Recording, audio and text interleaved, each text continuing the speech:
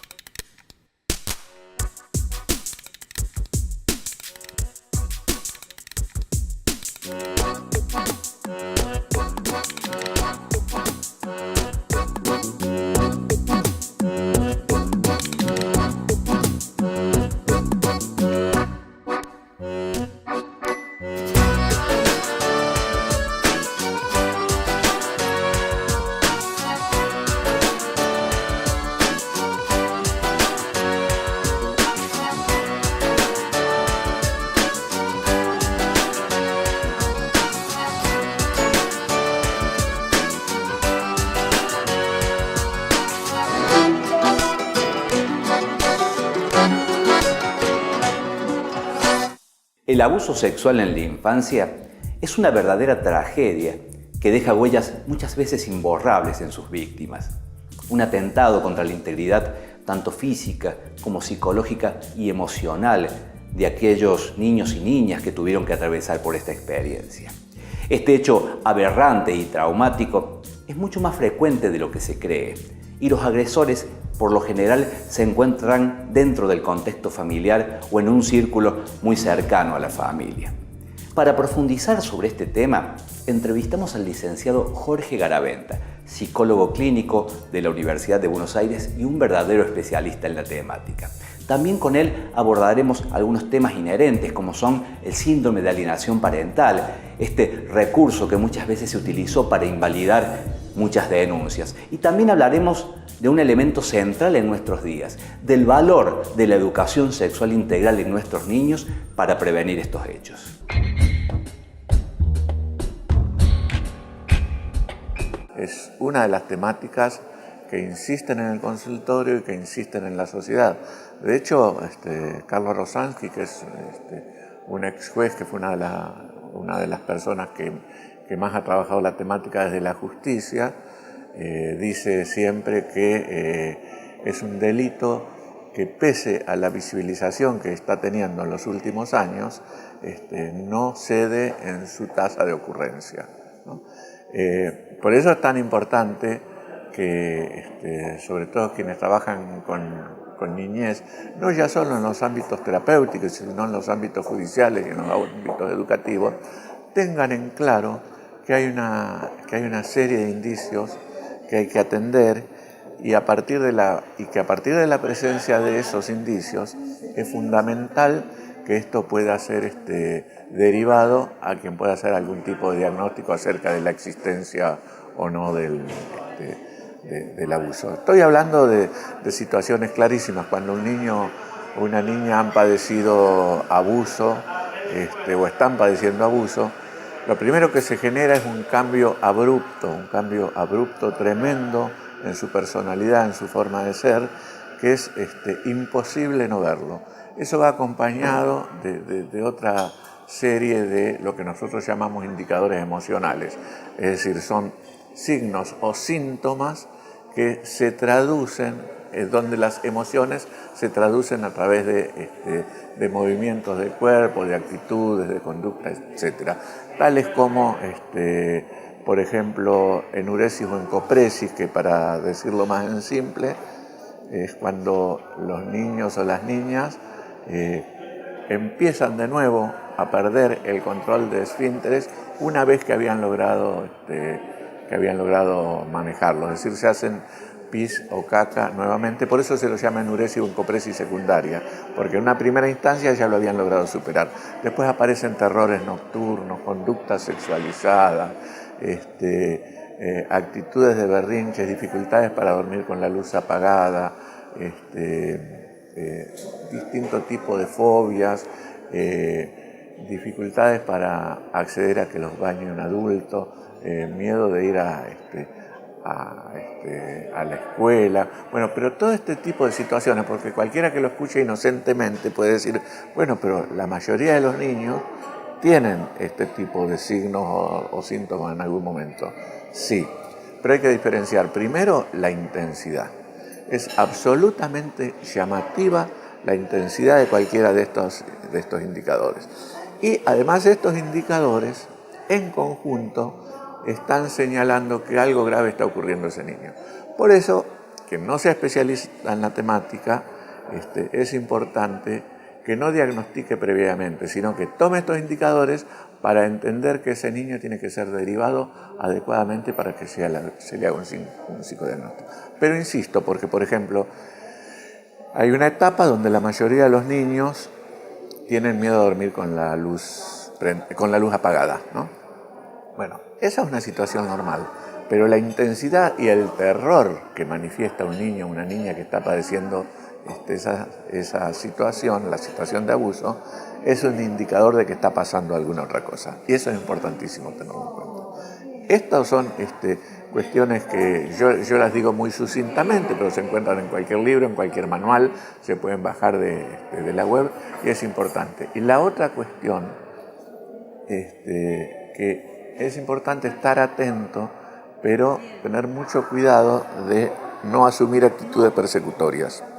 Es decir, con la proliferación de la visibilización de los casos de abuso, puede ocurrir que uno se ponga un poco paranoide, un poco persecutorio y empiece ostensiblemente a vigilar a los chicos, a estar encima, a querer encontrar estos síntomas. No, la actitud de vigilancia tiene que estar siempre, ¿no?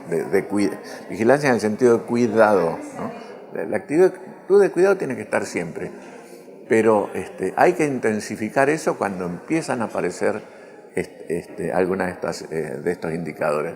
No antes, porque si no podemos constituirnos en una presencia persecutoria para los niños, para las niñas, ¿sí?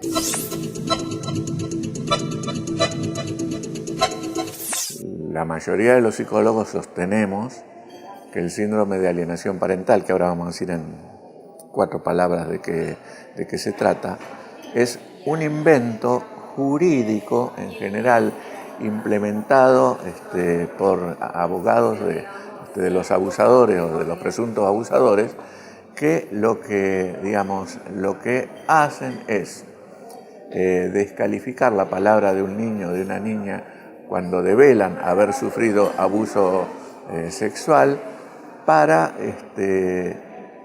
intentar incriminar a su otro progenitor, casi siempre a su madre, de ser quien en todo caso le llenó la cabeza a ese niño, le lavó la cabeza a ese niño, le implantó falso recuerdo, etcétera, con el fin de perjudicar al otro progenitor. ¿Por qué hablamos de generalmente la madre y generalmente el padre? Porque los abusos sexuales contra la niñez, el 90% de los abusos son intrafamiliares y de ese porcentaje, también un porcentaje altísimo es paterno-filial o de algún adulto significativo.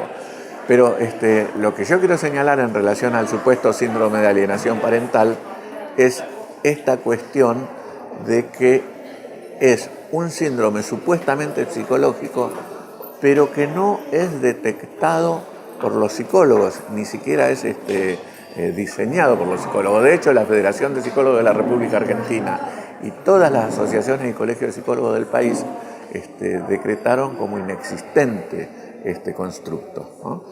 Digamos que es una artimaña legal al servicio de invisibilizar la palabra del niño y de la niña, ¿sí?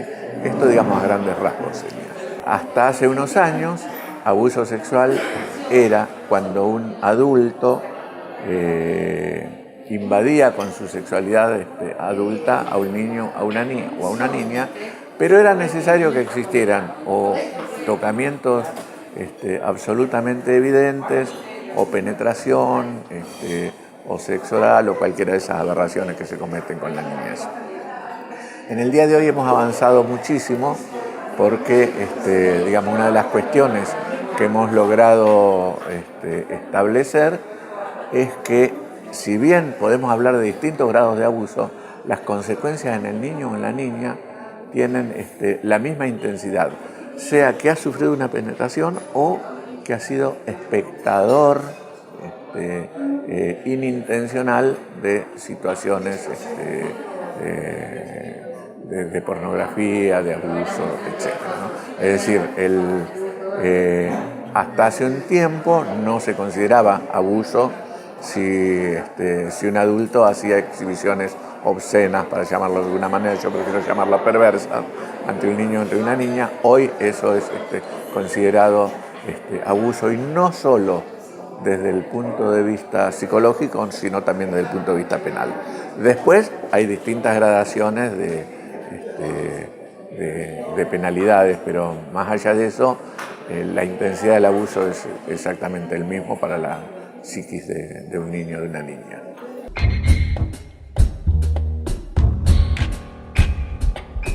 Unión de Educadores de la Provincia de Córdoba, junto a los docentes en defensa de la educación pública.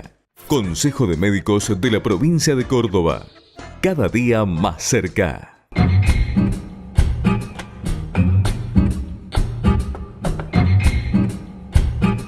Obra social del personal de la industria gráfica de la provincia de Córdoba. Defendemos el sistema solidario de atención de la salud. La salud es un derecho, no un negocio. La Caja de Previsión Social para Profesionales de la Salud mejora constantemente la comunicación con sus afiliados. Ahora incorpora un nuevo canal a través de WhatsApp para realizar consultas de lunes a viernes de 7:30 a 13:30 horas. Trabajamos para usted como lo haría usted.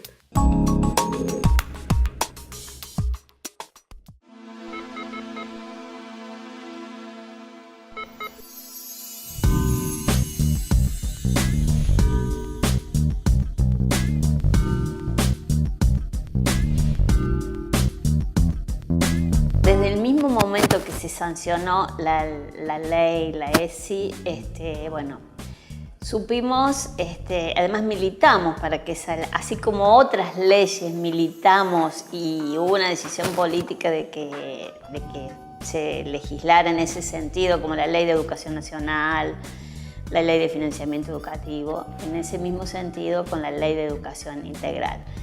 Porque tenemos sumamente claro que la escuela es el lugar donde hay que preparar a los chicos y principalmente primero a los docentes para trabajar el tema de educación sexual integral. La educación sexual integral ya debiera estar trabajada mucho más de lo que en realidad se está trabajando. Por eso fue la decisión de un tema quizás resistido a veces por los mismos docentes, porque en ocasiones o con que no acuerdan o porque tampoco se sienten preparados. Entonces esa fue la decisión que hizo que nosotros empezáramos a trabajar fuertemente, que nuestra capacitación estuviera dirigida en ese sentido, que nuestra Secretaría de Derechos Humanos y Géneros trabaje muy fuerte con eso, además de los cursos que damos, pero bueno, los talleres que se dan en las escuelas, con los docentes, con los alumnos. Y es un tema transversal que tiene que estar atravesando todas las disciplinas que la escuela tiene en sus distintos niveles, desde el nivel inicial. Sabemos que hay experiencias muy buenas que se están haciendo en las escuelas, pero que todavía falta mucho. Y también tenemos que tener en cuenta la resistencia que hay en muchos lugares de parte de los padres, en muchos lugares las iglesias católicas. Y bueno, y a veces luchamos con concepciones totalmente distintas y antagónicas a lo que pretende ser la Ley de Educación Sexual Integral, ¿no? Cada vez es mayor el requerimiento de las escuelas hacia el programa de capacitación que tiene la UPC en este sentido, porque bueno, esto que justamente te decía antes, por ahí no se sienten con todos los elementos necesarios para enfrentar esto y para enfrentar a veces para defenderlo ante los padres que se oponen, que no es tarea fácil, porque bueno, vienen los padres con toda una concepción ideológica que a veces tienen hasta una idea equivocada de lo que es la ley de educación integral, ¿no? Entonces también los docentes necesitan estar preparados no solo para trabajar esto frente a los alumnos, sino para defender esta ley ante los padres que se oponen, ¿no? Y bueno, nosotros tengamos en cuenta que militamos la ley como sindicato, la ley de despenalización del aborto, y que justamente uno de los puntos es la aplicación de la ley de educación integral en las escuelas, ¿no? Porque, y sobre todo en los adolescentes, es un tema de prevención para los embarazos, no solo para el embarazo precoz, sino para las distintas enfermedades que pueden, bueno, llegar a tener los jóvenes, ¿no? Derivadas de una mala información sobre la sexualidad.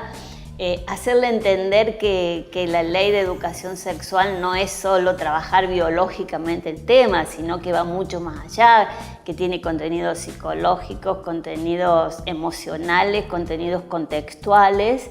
Y bueno, creo que todo eso, el equipo de trabajo que nosotros tenemos, bueno, realmente integrado por distintos profesionales, ha hecho que sea, y que está dando muy buenos resultados, ha hecho que no solo los cursos que da el instituto, nuestro instituto de capacitación, sino el programa que, como decía antes, tiene la Secretaría de Derechos Humanos y Géneros, bueno, cada vez es más requerido por las escuelas para trabajar con los docentes y con los alumnos.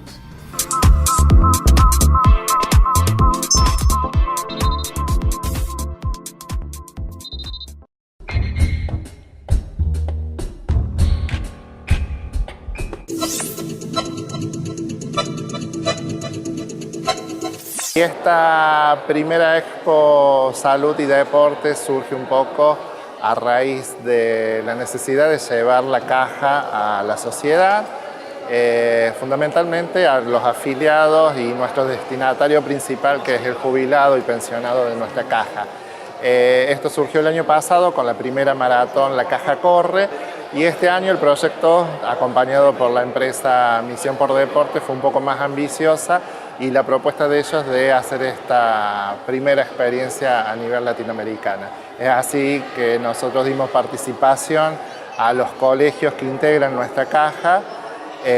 Algunos de ellos se han sumado con un stand para promocionar sus programas de salud, y también nos acompañan instituciones de Córdoba, como son las cámaras de gimnasios, de natatorio, y algunas empresas privadas que han visto como bueno este proyecto que le llevamos a la gente en general. La verdad que venimos contentos con este proyecto, porque la respuesta de la gente en la maratón se ve bien, es bien palpable, es concreta, ¿no? por la cantidad de gente que se está inscribiendo. Si bien es un trabajo bastante engorroso la coordinación y poder lograr que todos los engranajes funcionen, la verdad que la participación de la gente, los distintos colegios de una u otra forma están mostrando sus actividades, y bueno, lo vemos muy positivo. Vale la pena el esfuerzo que se está realizando.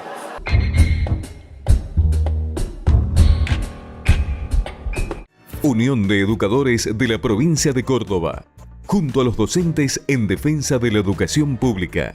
Consejo de Médicos de la Provincia de Córdoba, cada día más cerca.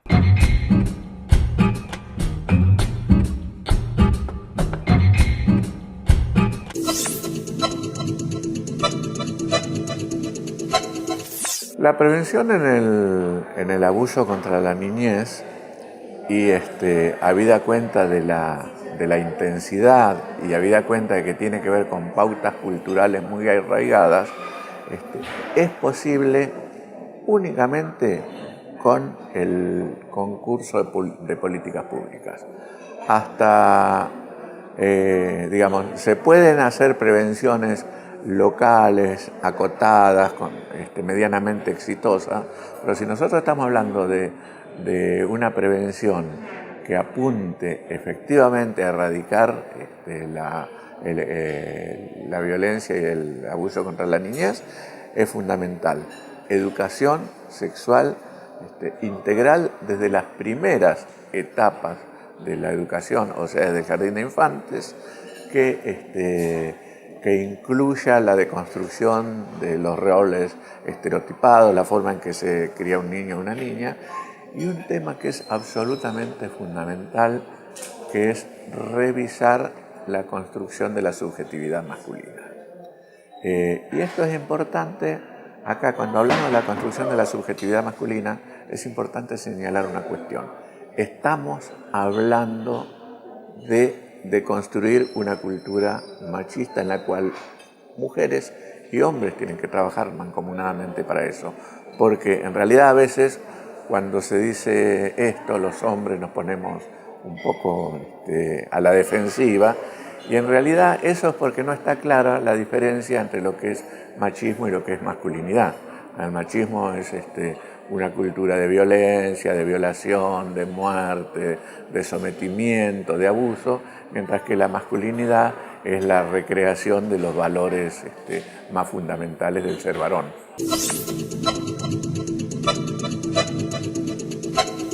El tema es así, el abuso sexual y la intensidad del abuso sexual estuvo siempre presente. Lo que hay en este momento es una visibilización mayor, y creo que como respuesta a los movimientos sociales que salimos a denunciar y a enfrentar este tipo de problemáticas, hay un recrudecimiento de la crueldad y de las formas en que se dan este tipo de abusos y violencia contra la niñez y contra la mujer fundamentalmente, ¿no?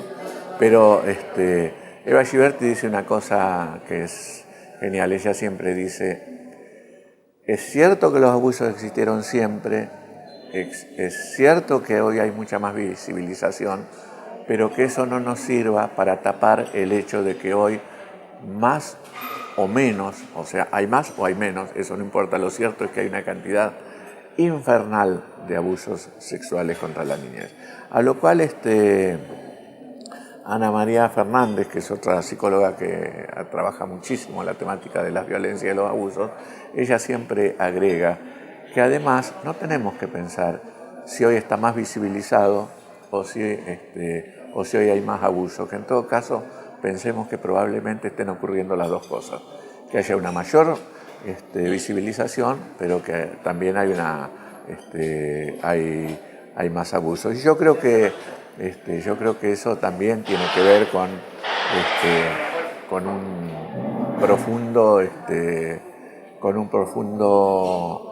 recrudecimiento de la crueldad, con la cuestión de la caída de algunas funciones familiares, que es saludable, pero tiene sus consecuencias.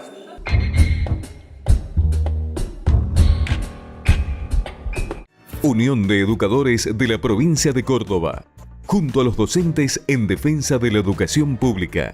Consejo de Médicos de la Provincia de Córdoba, cada día más cerca. Una vida dedicada a la salud merece dignidad y reconocimiento. Caja de Previsión Social para profesionales de la salud de la provincia de Córdoba. Municipalidad de la Ciudad de Córdoba.